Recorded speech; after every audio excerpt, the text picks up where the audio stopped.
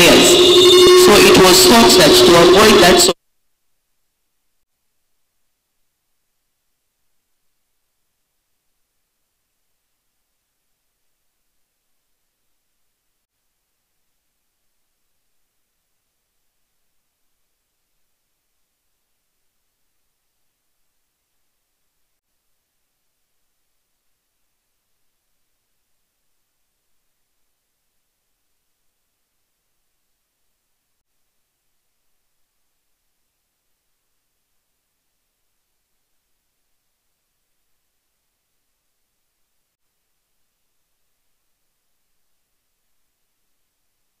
where there's a conflict in the opinion of the Attorney General and that of Parliament. Well, as I said, I'll give an example. If it's a matter before court, we may have our own opinion as a legal counsel for Parliament to say, no, let's go this way. And the Attorney General says this way. So because the Attorney General is the office handling our matter, we cannot really insist.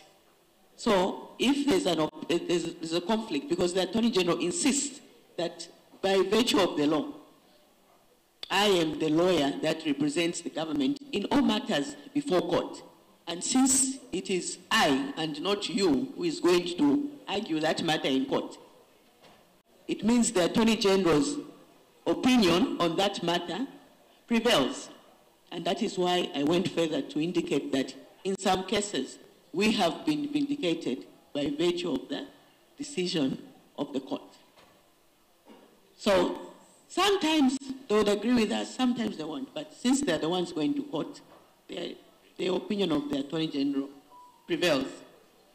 On the issue of instructions, as an institution, you're making decisions, and those decisions are being conveyed to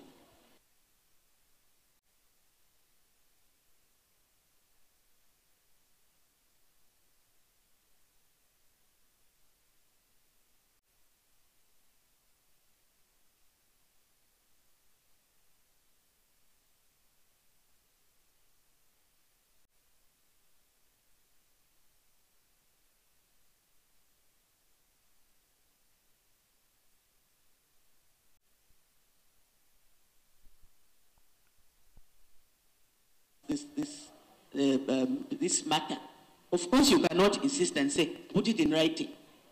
But I think the point is, the formal operation of an institution is that you need to have records for, for important matters, so to speak. So for such matters, and you know that a decision will have to be conveyed outside as a decision of the National Assembly, I think to be prudent as a lawyer, you need to insist that that instruction is reduced in writing. Because if it is not reduced in writing, you yourself,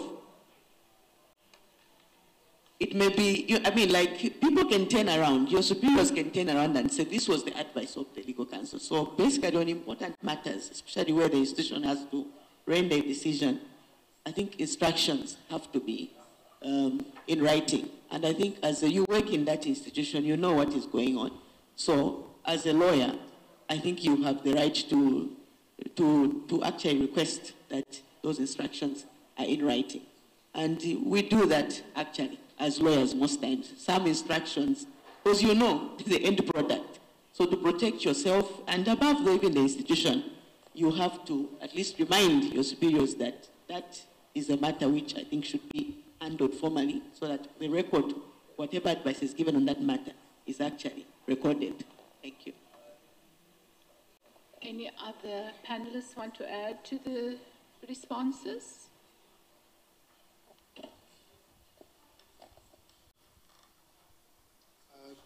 Thank you very much, Madam Chair. And maybe I would reiterate what I said with regard to undertaking sort of research, because we are divided.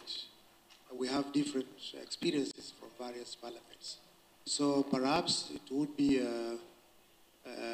feasible to have the sort of research to see what will be the best practices. And then we can advise the parliaments that this has been the best practices for our parliaments to undertake. For instance, the colleagues from Kenya, they have a bit different approach. So we might have a sort of study to see what will be the best to take from the colleagues from Kenya or elsewhere, Ghana, wherever, and then to advise the parliaments. So that's my take. Thanks. I think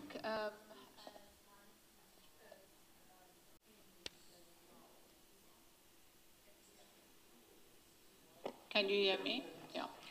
So to add to what was already stated in response to the question from the Western Cape Legislature, as one of the first attendees as well at the inaugural colloquium, I can recall the discussion about the inconsistencies in different jurisdictions where people were sharing the frustrations with levels of management between themselves and the client/employer, and it was then felt that it would protect those members to make a case for ensuring that independence is not compromised.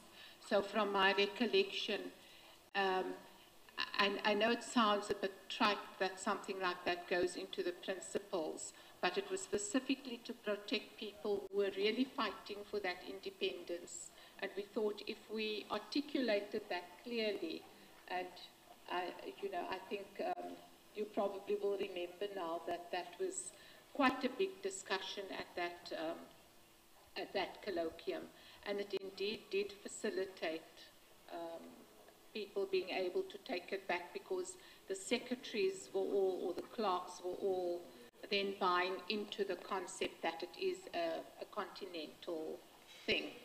One question that I'd like to put out to the floor that wasn't yet touched on was the turnaround time. I'm interested that the Free State has a protocol. I suppose some people will call it something else, but most of us probably have something in place, like a standard operating procedure or policy or protocol.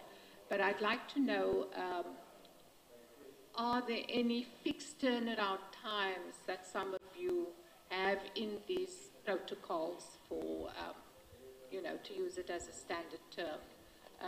I see Mr. Comber's hand is up. You wanted to add something? Okay. Any take on that?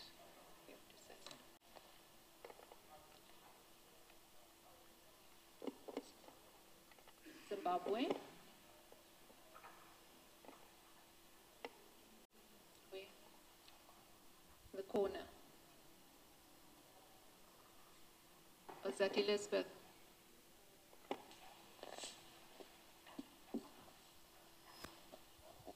Thank you.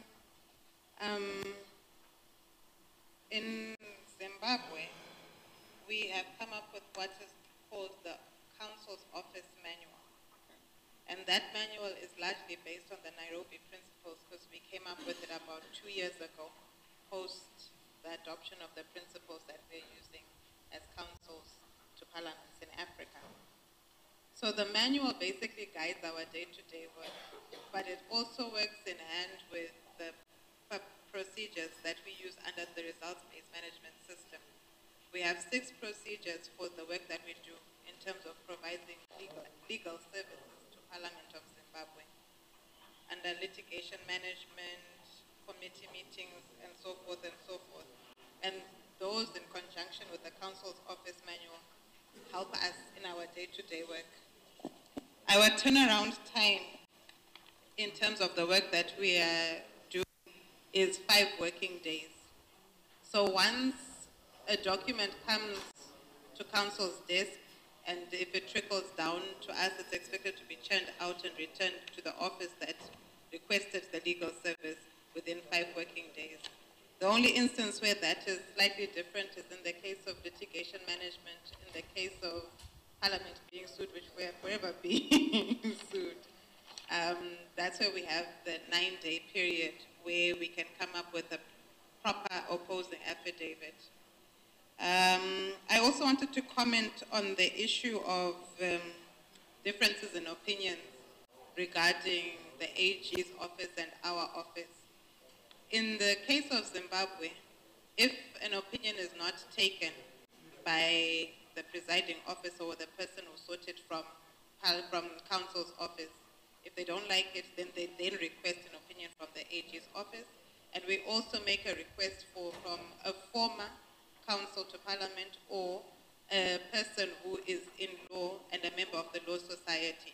So we end up with 4 different opinions that we submit to them for their consideration.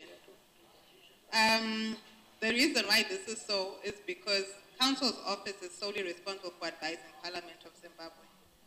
The AG's office, in as much as it's the chief advisor to government as a whole, doesn't even appear in court for us.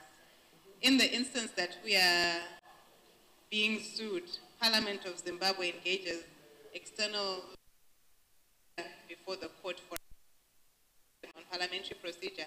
But because we're women and we don't want to be seen too much in the public fora, we send the gentleman to speak on our behalf.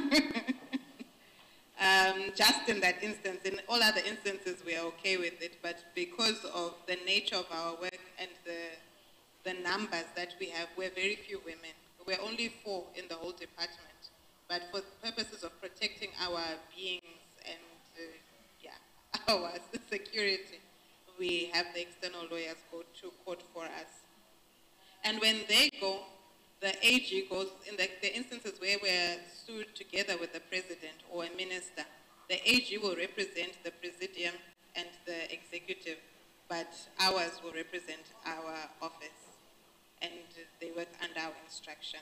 That's all I wanted to add to this meeting. Thank you very much. That's very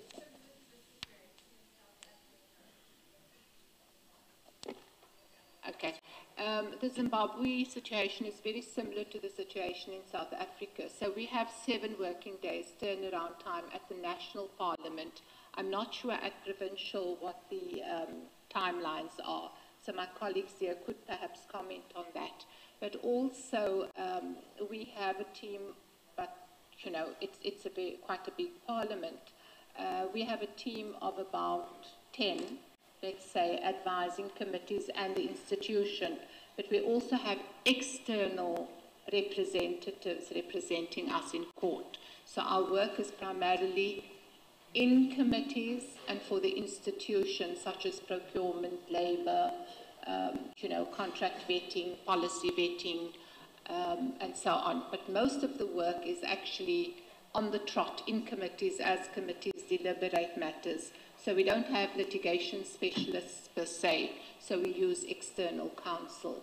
So I'm really interested. So this is where the discussions become really useful, because I know my colleague on my right was already surprised when Zimbabwe said we use external counsel for our litigation, and I whispered to her, we do too, because some of the jurisdictions primarily have their legal advisors for litigation matters, and then they have procedural advisors who are also legally trained for committee matters. So this is where our differences come in, but where we can also strengthen each other. I've now lost, there was a sea of hands. I think I saw Solomon, and then we'll have the gentleman behind Solomon, we'll have the lady on my right, and then I saw Andre's hand up as well. Could we have it in that order, please? Thank you very much, Raya. I just want to speak about the challenge of the Attorney General versus the Legal Counsel in Parliament. We have had a similar challenge. However, the matter went to the Supreme Court, and it found that the advice of the Attorney General cannot be binding on the Speaker. It's advisory. And the Speaker, as the head of the legislature, can consider it. And that has given us some leeway. If you've got a person in the chair of Speaker who's really progressive, they really follow it and seek independent counsel from the in-house counsel. I about the litigation, that challenge goes on. We've been lucky in some aspects, we have been joined. And in that case, it gives us an inroad to defend the parliamentary position. What is, the handcuff is in the Constitution, which says that the Attorney General is literally the litigator of government. So where they don't join you, for example, as a parliamentary commission, then you have a limited hand. And what we do in that case, we form joint teams, we meet, we interact, and we prepare the defenses together. At times we go to court together. However, when it comes to political cases, they will protect their turf. What is so interesting is that there's a budget call circular that requires that the institution that caused the issue will pay. So I can't represent myself, but I can pay for the mess you've created. That's the challenge we're having. Right now, we've got a matter in the in the Constitutional Court, sorry, about budgeting, and that's where we've always had a challenge. The executive holds one view, while the institution of parliament holds another. And the unique thing about this matter is that when the Attorney General was filing their defense, they literally conceded and said, in fact, make the following declarations that were in favor of the executive. The only mistake they made is that they added the commission as a party, and we put in an affidavit that literally kills their admissions. And we've waited for that showdown to speak some English. And when they saw that affidavit, to this day, the matter has never been fixed.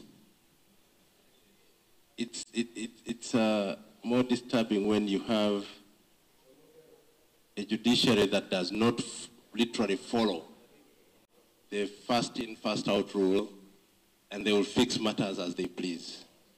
So then you'll have your matter there for 5 years and it will never be heard. So while we are talking independence, I think this should cut across, not only from the executive, but also the judiciary has a role to play. Because if the judiciary continues with such practices, then it weakens one arm of the state as against the other. And in that way, the independence is compromised. Thank you.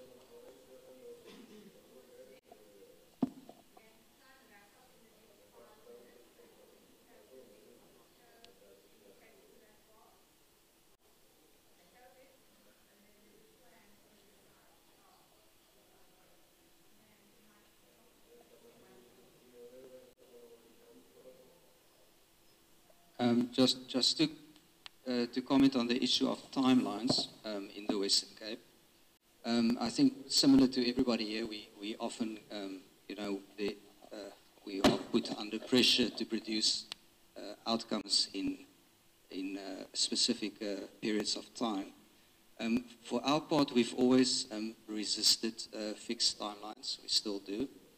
I think everybody here will appreciate that legal matters vary greatly. One can give a legal advice in an hour, and other times a legal advice is just significantly more complicated.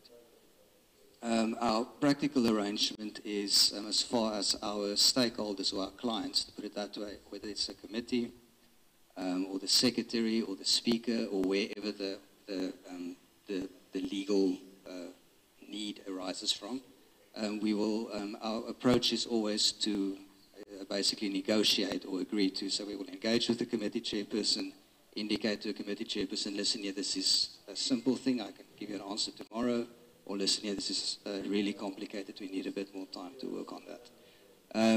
I think the fixed timeframes can often backfire in the sense that the client may actually end up waiting a week for something that could in fact have taken a day. So we do not use fixed time periods.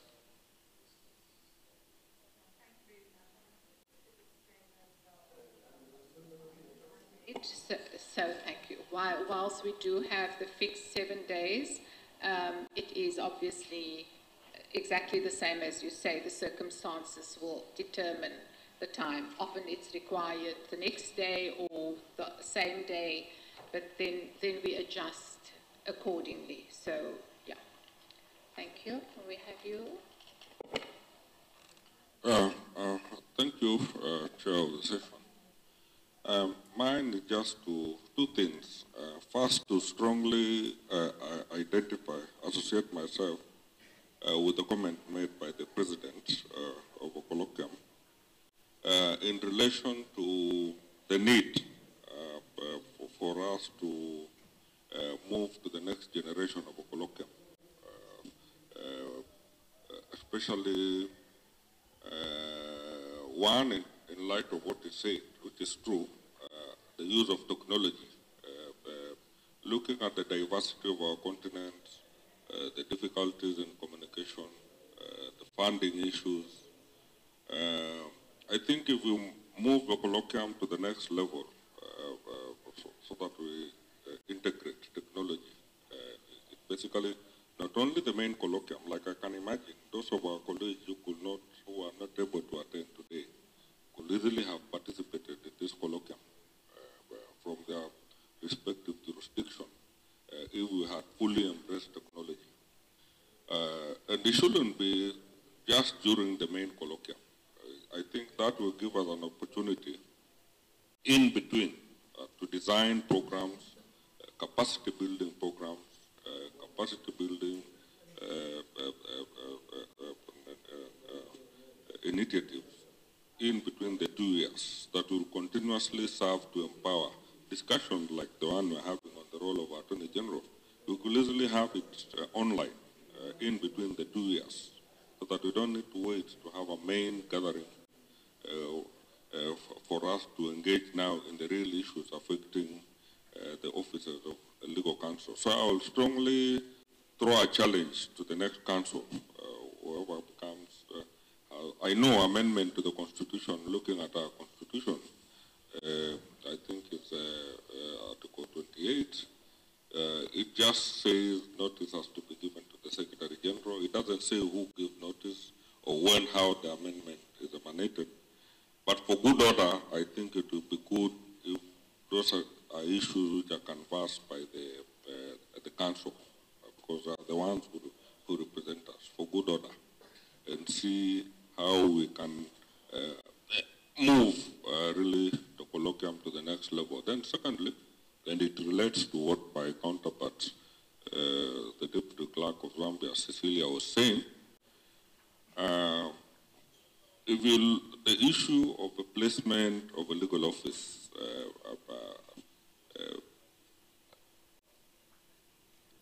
recalling my memory, the origin of a colloquium, and it's summarized very well. If you look at this forward, there's a forward that is done by the patron in this magazine that we've been given, and I think is on page 7, if I'm just to quote the words of the Clerk of the Senate, Mr. Nyegenya. Page 7, he says something that really struck my mind on the second page. He says, let me just read, as I pen this forward, that small office of legal counsel from which the idea of a colloquium was conceived has grown into 5 legal directorates to serve Kenya's unique bicameral architecture. Yeah. I'm also pleased to note that from that office, we have a clerk of a House of Parliament, we have 2 deputy clerks and directors. Actually, there are 5 directors now. Yeah. And we continue to carry with us the ideals of a colloquium. For me, those are very, very strong words, extremely strong words, because I think almost most parliaments here are still at the level at which almost we were when this statement was. We never at all ever imagined, I never imagined that I will actually live. We are only 2 of us. It never occurred to me that one day I will leave the lawyers and become a clerk, a deputy clerk. And even now when I'm clerk, I get, what can I say? Is it frustrated? Because we started the colloquium so that we fight for powers within the legislature. Now that we have the powers, our lawyers are not coming. I don't see anyone of you asking me that you want to come visit Kenya. I don't see any of you asking, really, yeah? I'm no longer a lawyer. I want to help my lawyers. Where are they? Yeah.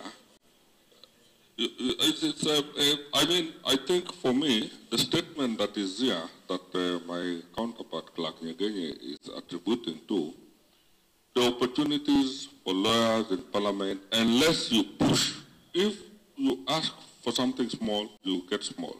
If you ask big, you get big. Kenya will never expect it that the Parliament of Kenya will now have 200 lawyers. We are actually 200 and above. No, it's true. Why? We've moved into clerkship. Committees cannot move without a lawyer. Litigation is a fully-fledged directorate. I'm happy Uganda are going to full length. Litigation, our litigation directorates combined, I think they almost have another 50 lawyers. Yeah. The drafting side, the committee, the original concept of just the lawyers restricting ourselves to drafting bills and drafting amendment bills, we realized the political class appreciated us more and more and more and more. So they have added to our numbers. And I think it's a dream which we'll really be happy to see it happening in almost all the other offices within the continent. So let's not think small. One of the best experiences I always remember is when I visited Nigeria, and I took, I think, a taxi. I can't remember the distance or the amount, but when I asked the taxi driver how much is the fare, I think the taxi driver told me something like 500,000 naira. And I said, no, but I think this distance is 100 naira. Then he said, yes, it's okay, give me 100 naira. I told him, how? And he says, you know, first you start by asking big. When you ask, you may just get it. Yeah. So when you ask small, you remain small. So us in Kenya, we honestly never thought we will be where we are. It's unbelievable. So please, I would like to encourage the legal officers, let's think big, and expand the space. Expand the legislature. There is no limit to how much the lawyers can be. Those are some of the things I would just like to share. But the comment for us to move the colloquium to the next level, we need to think about really moving to the technology area. Those are the young people that have joined us, and we leave their league. Thank you. Thank you very much. Before we go to Seychelles, there was another hand on this side. It's from KZN, yeah? And then we'll have Seychelles, and then the lady on my left and the gentleman, and that will be the last. Thank you. We keep it short because we really have now gone over our time. I know we've left very little time for plenary, so just those last four hands, very briefly. Thank you. Thank you. I'm so curious about the timelines which was mentioned for Zimbabwe and South Africa, and to find out whether that applies to legislative draft persons. Because in my view, the nature of our work, 5, 9, 10 days, I don't see how possible that is. If not, I would want to find out from you how you have timelines for draft persons. And on the issue of training or effective use of regional representatives, I propose that the regional representatives should consider periodic visits to the offices that they represent within the 2-year period so that we familiarize ourselves with them. Thank you.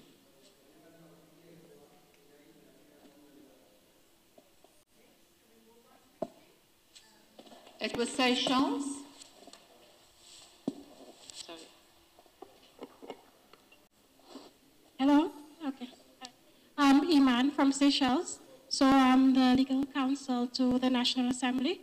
And I just wanted to contribute a bit on what was spoken on this morning in terms of the office of the Parliamentary Council and its independence within the National Assembly.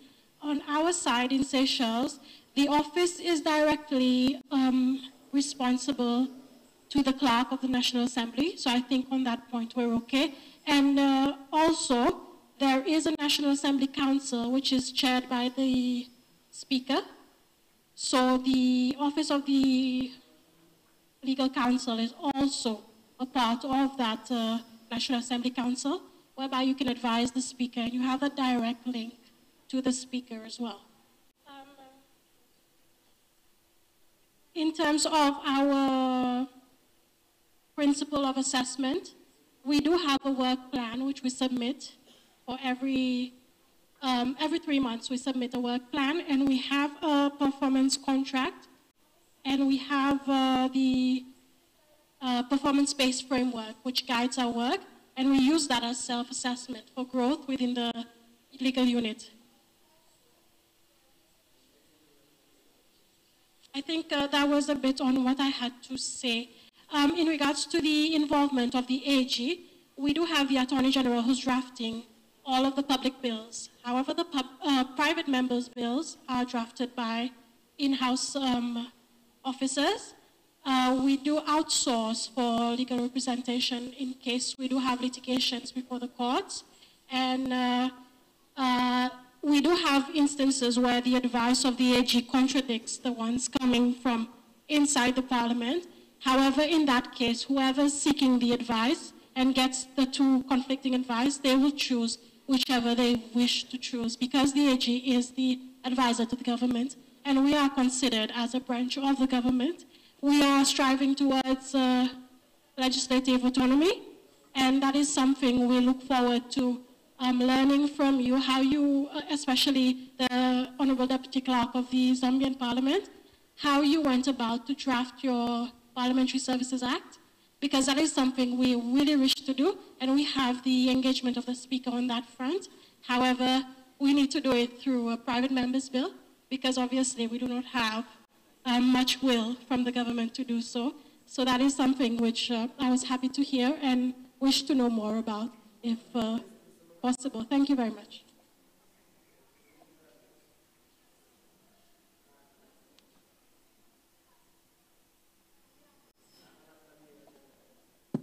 Good afternoon. My name is Lunga Dlamini from the Kingdom of Eswatini. I'm legal counsel there, serving in the House of Assembly.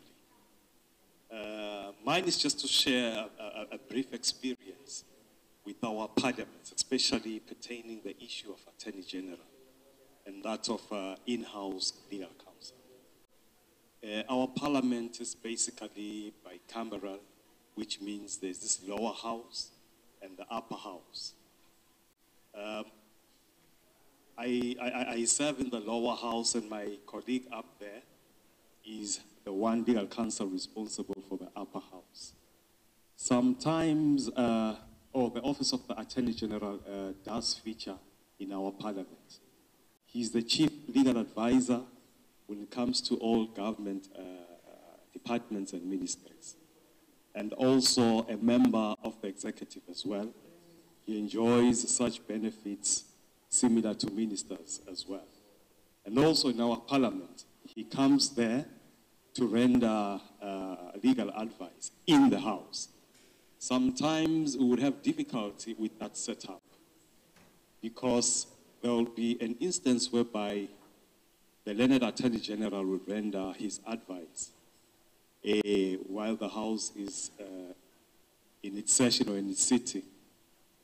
Like, for instance, there was a case involving an issue pertaining to the House of Assembly electing an ad hoc committee, which was mandated to go and inquire into activities of a public enterprise. Now, the legal issue that arose there was whether Parliament had such powers to inquire into activities of public enterprises. And the learned Attorney General there and there rendered his advice to the contrary, saying, no, Parliament has no such powers. But as the position which was articulated in Uganda, I think, the advice of the Attorney General remains his advice, advice. It's not the final word. So the honorable members continued with forming such an ad hoc committee. They went in, to do the inquiry duties, only to be met with a legal challenge, a litigation case.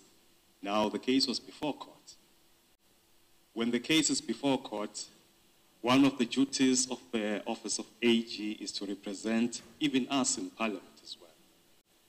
In this instant case, it declined to say, I rendered my advice in Parliament, and you chose not to heed to it. So Parliament deal on this issue yourself. So what then do we do? It's either we, the in-house legal counsels, we have to take the case to court, because we're also admitted attorneys and advocates in our respective high courts, or else we hire outside counsel. So the problem comes out, in such instances where the AG will say something else. Then our office, maybe our legal office in Parliament, would have a contrary view. And most of the time, it's the AG whom we recognize, constitutionally as the person who's responsible for rendering that advice. Another issue that I just wanted to ask, especially from my sister from Zambia. I heard it talk about the challenges of enacting the legislation which will cater for the parliamentary service, especially in the issue of appointments, when dealing with such issues of appointment, with regard to principle number 2 of the Nairobi Principles. We also, in our parliament, we are just 3 here. 3 legal counsels. That's it, for the whole parliament in Eswatini. 1 for Senate, 1 for the House of Assembly, and 1 for administration. That's it. But we're in the process of making our restructuring exercise and implementing our strategic plan for the parliament. So we felt a need that we should amplify and build that office of legal counsel in our parliament. So with us, we have what we call a parliamentary service board. That is a board which is responsible for the parliamentary service, hiring, firing, disciplining the parliamentary service staff. But with you, I didn't get how you do your recruitment. Maybe we can learn something from you, Zambia. How do you do your recruitment, your inside legal counsels? Do you rely on your public service, or there is an internal process within your parliament which help you, absorb lawyers into your institution, parliament? That's what I wanted to hear.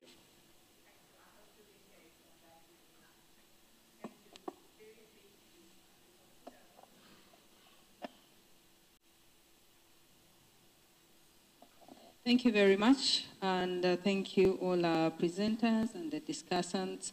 My name is Susan Katono, and I'm from Parliament of Uganda. And I should say, I think the last time we met, I was not holding this position, but I wanted to share with my colleague from Kenya who says we need to think big. At the time when at the inaugural time when we had the colloquium, we were a little legal department with around 10 or 11. But I would also want to share that right now, we had issues arising from the Nairobi Principles where we emphasized the need for independence. As we look at these principles, these are issues that we looked at, but we agreed then that we will keep talking about them with our parliaments.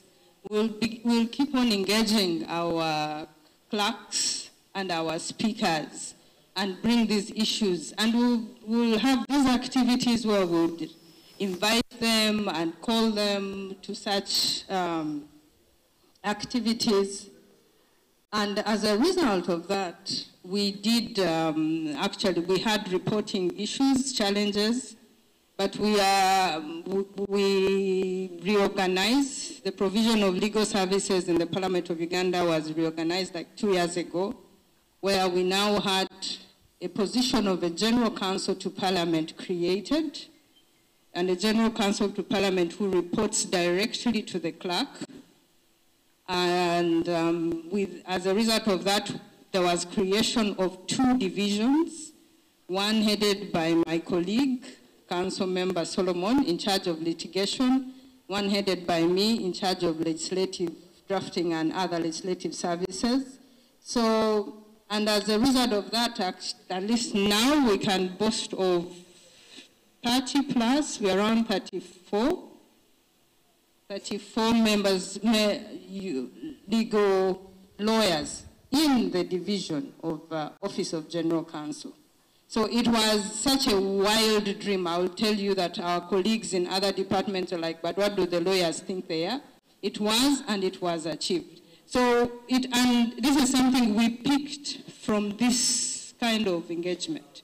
This is something we picked from just keep reading our Nairobi principles. So I want to encourage all of us not to lose hope. The relationships we have with the AG, Cecilia, we've had those challenges of opinions. If you read some of our politics, you would know that we've had several opinions, several challenges with opinions from the Attorney General. But again, we are still, gaining ground in that area as well. I'll tell you from the drafting side, we do have independence when it comes to our private members' bills, our committee work. Provision of legal services to committees completely independent from the Attorney General. But we encourage the working relation that we need not to have that adversarial face. We need to ensure that we work with the Attorney General. And I do not know which speaker in the morning actually talked about the issue of encouraging the Office of the Attorney General to be part of this process. Because ultimately, like in our area, they provide legal services to Parliament, they draft the bills that come to Parliament. So maybe when we're looking at the Constitution, we may need to look at how do those other special groups of membership, and encourage those organizations that actually complement our work. Law reform, Attorney General, those law organizations. And lastly, I wanted also to pick, I think as we discussed throughout the day and the rest of the days, our biggest challenge has always been the strict and unfair deadlines. So when you're talking about the timelines, for us, we have these situations where they ask us to draft a law in 2 days. And I do not know where in your place, whether you can actually say a blunt and no, but our bosses are a bit our bosses in the real African sense of a boss. So I hear issues of, can you come up with protocol document, dealing with the protocols, what you are talking about. Maybe we can just keep sharing and say, ideally at the African level, as lawyers, we have agreed, these are our timelines. We can begin the discussion slowly. If the colloquium came up with, say, ideally the timelines for legal practice, for a legal opinion is this. So when you're talking to the member, you actually say, we actually have something that governs the way we provide, legal services. So I pray that don't give me 2 days, maybe give me maybe a week, and then you begin negotiating the week and all that. Then President Musa, you talked about the regional representations. And I think we need to see how to implement that so that at the next colloquium we are actually reporting that we have observer status at the PAP, we have observer status for the East African region. We have at Yala, we should have something that takes us there. We should have some something to help us penetrate into that system. Thank you very much. Thank you very much. I think the discussion is only starting to heat up now, and I can just get the sense, I mean, I have so much I'd like to say. Unfortunately, we've come to the close of the session, but this is the kind of engagement that we value, and this is exactly what we're about. And I know we can go on all day. So the purpose of these sessions are to stimulate discussion and to share ideas. So I thank you very much for just having done that, and going forward, hopefully in one of the other sessions, we can share some of what we've had to withhold now due to time constraints. But thank you for your participation. Please enjoy your lunch. The President will just have some last word. Thank you very much, Zuraya. I have one announcement to make. The lunch will be served where we had tea at the downstairs, and we'll reconvene at 2:30. So we'll have a 1-hour break for lunch and prayers.